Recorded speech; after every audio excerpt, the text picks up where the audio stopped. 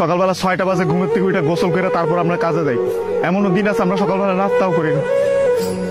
রাতের 8টার পরে আসি কাজ থেকে, আইসা যে খানা খাবো ওই শক্তিটাও থাকে না, সেখানে আমাদেরকে রান্না করে তারপর খাইতে হয়।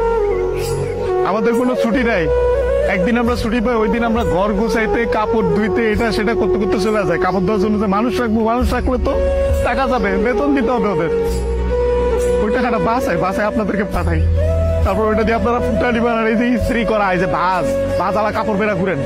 আর এই যে কাপড়, আমরা কাপড় পরতে পারি না ওইখানে। এই যে এখানে দেখেন না ভালো ভালো কাপড় পরে ঘুরতেছি, এটা খালি আব্বা আম্মা আত্মীয় স্বজন দেখে ভাবে যে অনেক সুখে আছে। ওখানে তো জামা কাপড় পরার টাইমই পাই না আমরা। কখন জামা কাপড় পরবো? সারাদিন তো ইউনিফর্ম পরেই থাকা লাগে। রাতের বেলা খাওয়া খাওয়ার পরে এই যে 5টা মিনিট মা বোন বাপের সাথে কথা বলি, ওইটাই আমাদের জীবনে সারাদিনের সুখ।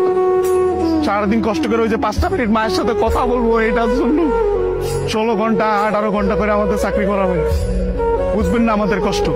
আমরা হয়েছে পৃথিবীর সবচেয়ে বড় মৃত্যু, কারণ আমরা উঠতে উঠতে মিথ্যা কথা বলি। মা যখন জিজ্ঞেস করে বাবা খাইছো না, বলি খাইছি। কি বলবো, আর তো বলতে পারবো না। মা যখন জিজ্ঞেস করে কেমন আছিস বাবা, বলি ভালো আছি। অসুখ হইলে ডাক্তার দেখাই না, ডাক্তাররা অনেক টাকা দেওয়া লাগবে। মা জিজ্ঞেস করে বাবা ডাক্তার দেখাইছিস, ওষুধ খাইছিস, বলি যে খাইছি। কিছু বলার নাই তো, মিথ্যা বলো ছাড়া কোনো উপায় নেই। আমাদের মতন মৃত্যু কার কেউ নেই। আমাদের কোনো ঈদ নাই ভাই, ঈদ করেন আপনারা।